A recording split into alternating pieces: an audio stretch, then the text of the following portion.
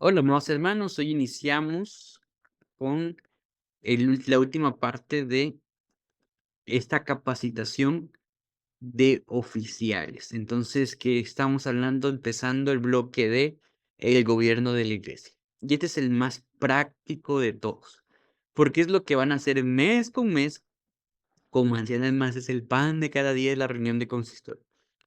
Así que vamos a ver la Constitución y el consistorio, qué es el gobierno presbiteriano, quién es el anciano, qué hace, qué es el consistorio, cómo se sesiona, cómo se toman las decisiones y el rol concreto de ustedes, cómo es en ese cuerpo. Entonces, bueno, pues sin darle más rodeos, vamos a iniciar con esta sesión. Entonces, lo primero es qué tipo de gobierno tiene nuestra iglesia. Hechos 14:23 nos da la base. Los apóstoles constituyeron ancianos en cada iglesia. Ancianos en plural en cada iglesia. Ese es el patrón. Hay tres formas de gobiernos en el mundo cristiano y conviene ubicarlo. No somos episcopales. La iglesia no la gobierna un obispo ni el pastor solo. Ningún hombre es la cabeza. Cristo es la cabeza. El pastor es un anciano más dentro del cuerpo gobernante. Tampoco somos congregacionales. No se decide todo por votación de la congregación entera, una vez que somos iglesia. El pueblo elige a sus representantes y ellos gobiernan en su nombre, rindiendo cuentas. Y eso ustedes lo saben como ancianos electos. Entonces, somos presbiterianos. Presbítero significa anciano. El gobierno lo ejercen los ancianos electos reunidos como cuerpo. Es decir, estos ancianos elegidos por la iglesia, eh, una vez que son constituidos oficialmente ancianos, se reúnen en un cuerpo que se llama consistorio, nunca de forma individual o aislada. Esa palabra juntos es la esencia del sistema. Hay que guardarla porque volveremos a ella prácticamente toda la clase. Entonces vamos al artículo 59 al 63 de la Constitución. Entonces, ¿qué es el anciano? El artículo 59 lo define. Los ancianos son propiamente los representantes de la iglesia elegidos por esta para ejercer el gobierno y la disciplina, la enseñanza de la doctrina, la predicación y el cuidado pastoral. Lo que quiere decir que son representantes de la iglesia elegidos por ella para gobernarla en su nombre. Entonces, el artículo 60 dice algo que a veces sorprende. El anciano tiene la misma autoridad que el pastor en los cuerpos de gobierno. Ahora, en el consistorio y el presbiterio, su voz y su voto valen igualito que el ministro de la palabra y los sacramentos. Ustedes no son ayudantes del pastor, son de una manera genuina y espiritual gobernantes de la iglesia junto con él. Ahora, el artículo 62 da los requisitos. Miembro en plena comunión con al menos 2 años, 25 años o más, casado, fiel, activo, con una vida cristiana ejemplar, madurez, buen juicio. Primera de Timoteo 3 y Tito 1 nos dan esos parámetros. Y el artículo 63 marca el tono. Todo lo hacen con amor fraternal, cordialidad y respeto. Cuando deban exhortar o reprender, siempre en el amor de Cristo. Ahora vamos a las funciones según el artículo 64. Ahora, esto es lo que se espera de ustedes, se espera de cualquier anciano de iglesia. 1. Vigilar la grey para que no entre corrupción de doctrina, inmoralidad o desorientación. Yo hago más hincapié en la doctrina porque creo que si hay doctrina sana, es más fácil hacer lo demás. Entonces, sé que a veces hay debate con el sano, pero eh, hay que estudiar, vaya. Ustedes van a ser eternos lectores eternos, personas que se están metiendo en capacitaciones, congresos, ven videos, porque tienen que estar, enseñando y claramente, ¿cómo van a enseñar si no aprenden? Todo lo que saben ahorita se puede agotar y puede incluso caer en desuso por los contextos, pero es parte de ello. Por lo tanto, viene la segunda función de ustedes, visitar a las familias en sus casas, en los hospitales, asilos, cárceles. Tienen que visitar, es parte de su función, no podemos negarnos a hacerlo. Así que 3, participar en la educación cristiana como maestros. Es decir, en general, eh, el maestro de escuela de formación cristiana, los maestros de escuela de formación cristiana son los ancianos, usualmente. A veces se usa de personas, miembros que no son oficiales, pero que tienen mucho conocimiento. Pero en general deberían ser los ancianos y el pastor dentro de ellos, ¿no? Entonces, 4, deben consolar a los afligidos e informar al pastor. Por lo tanto, esa última parte es parte de. 5, orar por el pueblo y con el pueblo. 6, presidir y dirigir los cultos.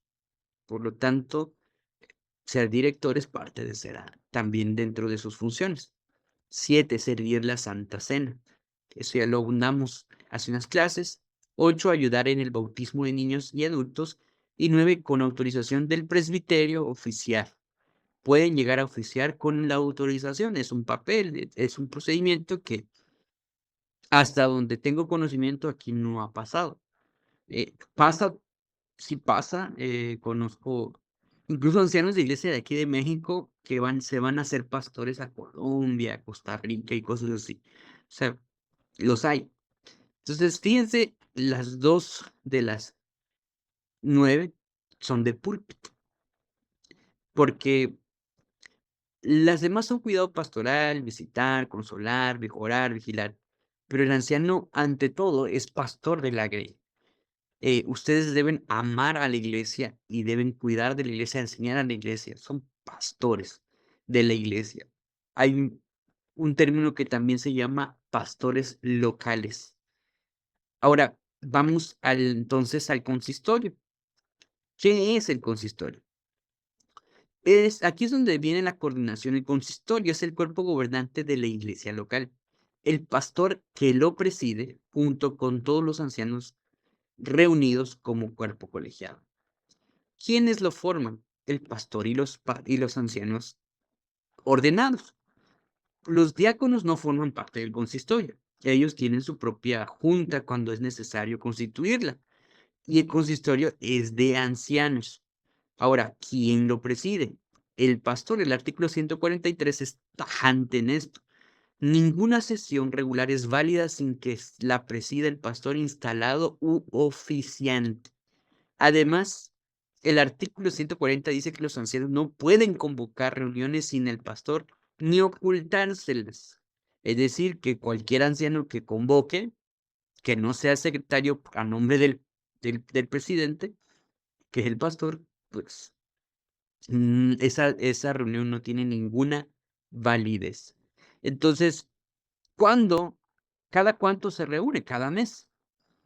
Como mínimo, según el artículo 145, no quiere decir que no se puedan reunir cada 15 días. El pastor puede convocar cuando lo juzgue necesario y cuando los ancianos lo pidan por escrito. Entonces, sí, por supuesto que se puede. Ahora, ¿cuáles son los deberes del consistorio?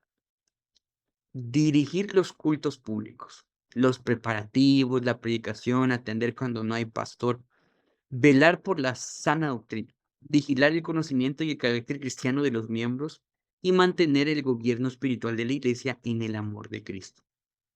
Cuidar los sacramentos, vigilar que se bauticen los hijos del pacto y que se celebre la Santa Cena cada 2 meses al menos. Recibir miembros en las formas que acepta la iglesia y convocar las reuniones congregacionales para elegir pastores, ancianos y diáconos, siempre con 15 días de anticipación y por escrito. Entonces, ¿cómo funciona la sesión del consistorio? Pues el 145 dice que son reuniones mensuales en el templo. El 140 dice siempre con el pastor, los ancianos no convocan, ni se le ocultan reuniones. 146, y es la clave, todo queda por escrito. Se lleva un libro de actas y de tesorería y que el presbiterio revisa cada año. Lo que se registra no existe, lo que no se registra no existe oficialmente. Entonces, ahí es un principio clave. Por eso hay que tener mucho cuidado cuando se lee el libro de actas. El 147 dice que los registros oficiales, libros de miembros, bautismos, matrimonios de funciones, son parte de sus funciones. El 148, un informe anual al presbiterio sobre el estado de la iglesia. Es importante. Y el 149, el envío de los diezmos y ofrendas al presbiterio, que es el sostén del trabajo de todo el cuerpo. Ahora, el 146 es la cultura del registro por escrito. Es lo que protege a la iglesia y los propios ancianos. Es un tema sensible, pero finalmente nosotros tenemos que hacerlo, ¿sí? Ahora, ¿cómo se decide y el rol del anciano? ¿Cómo se toman las decisiones? Pues aquí es lo más importante que un anciano debe entender sobre decidir, y escúchenlo muy bien.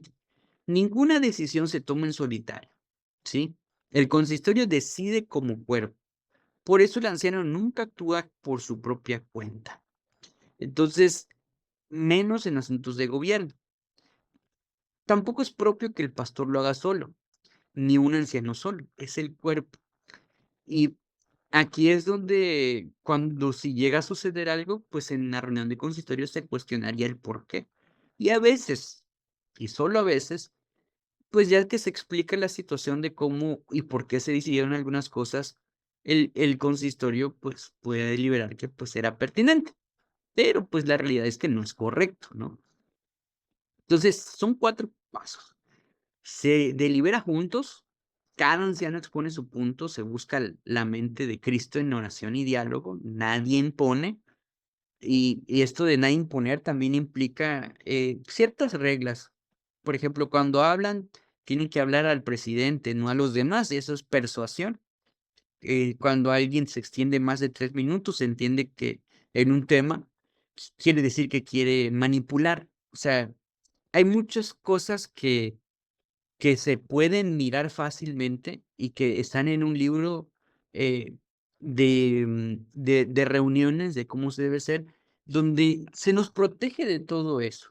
Entonces, es importante mirar que nadie imponga, que nadie persuada, que nadie trate de convencer a otros en su punto, sino que diga su punto y cada quien va, si está de acuerdo, va a estar de acuerdo y si no, pues no.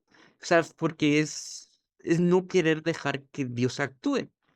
O sea, tristemente, la mayoría de las veces no pasa así, pero no quiere decir que sea correcto. Entonces, se decide por mayoría. Tras deliberar, se resuelve y la minoría se somete a la decisión del cuerpo en unidad. Se sostiene en unidad. Una vez que se ha decidido, todos apoyan la decisión como si fuera propia. No se socava desde afuera, de que, no, es que el pastor fue el que lo manipuló, ¿no? O es que fulanito fue el que lo dijo, y todo eso que a veces puede, más que justificar, primero te ves muy mal, y segundo, dañas a la iglesia cuando haces eso. Entonces, se sostiene justamente en la unidad. Entonces, por eso lo siguiente se registra en acta. La decisión queda por escrito, que es la memoria oficial y protege a todos, ¿sí? Y las cosas se dicen como están en el acta. El consistorio decidió, ¿sí? Esto es pastoral. Si un anciano pierde en la deliberación, pero luego va y critica la decisión desde afuera, se rompe ese gobierno. La unidad del cuerpo se sostiene incluso cuando mi parecer no ganó. Y eso es también amar a la iglesia. Entonces, para organizar el trabajo, el artículo 142 es importante, porque se nombran 4 ministerios. Educación coordina las enseñanzas, la escuela de formación cristiana, el catecismo, la formación como tal, todo eso es parte de educación. Evangelización dirige el alcance evangelístico y misionero. Cómo se está trabajando la gran comisión en la iglesia. De hecho, va primero evangelización y después educación. Después va relaciones, cuidar de la comunión interna y los vínculos del presbiterio y otras iglesias. Y recursos administra los bienes y finanzas con transparencia. Y esto es importante. Sí, nosotros tenemos que ver que educación y evangelización son la esencia de nuestro trabajo. Recursos y relaciones son las que sostienen el trabajo, porque con eso, con los recursos y las relaciones es que se hace el trabajo de evangelístico y de educación. Podríamos no tener el ministerio de recursos y relaciones, pero la evangelización y educación no puede no estar, porque uno es el que los trae y el otro es el que los forma. Entonces, recuerden, evangelización sin discipulado no hay. Entonces, tiene que haber estas 2 labores.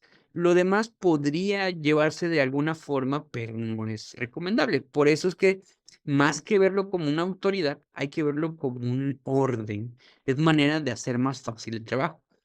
Cada anciano suele encargarse de uno o participar también en varios.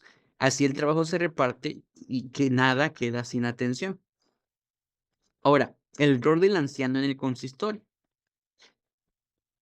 ¿Qué se espera de ustedes específicamente en el consistorio? 6 cosas. Asistir a cada sesión mensual. Su presencia no es opcional. El gobierno depende de que estén. Aportar su voz en la deliberación, traer lo que ven en la grey, necesidades, problemas, oportunidades, sostener las decisiones del cuerpo, aun cuando su parecer no ganó. Cuidar su área de la grey e informar. Vigilar a las familias asignadas, visitarlas y llevar sus casos al consistorio. Guardar la confidencialidad. Lo tratado en casos pastorales o disciplinarios no sale de la sesión, es confianza sagrada que nosotros tenemos que guardar. Y dar ejemplo en asistencia, ofrenda y diezmo. Cumplir primero lo que se espera de todo miembro, básicamente. Se gobierna con el ejemplo, no solo con la palabra. Así que con esto cerramos la parte del consistorio. El consistorio no es un comité administrativo, es el cuerpo por el cual Cristo pastorea a su iglesia a través de ancianos. El anciano no gobierna ni por su cuenta, gobierna con sus hermanos, en asamblea, bajo la palabra, sostenido junto con los juntos y se decide juntos. Entonces, ya veremos el siguiente apartado, que es la disciplina eclesiástica. Así que, amados hermanos, que Dios les bendiga y estamos viéndonos próximamente.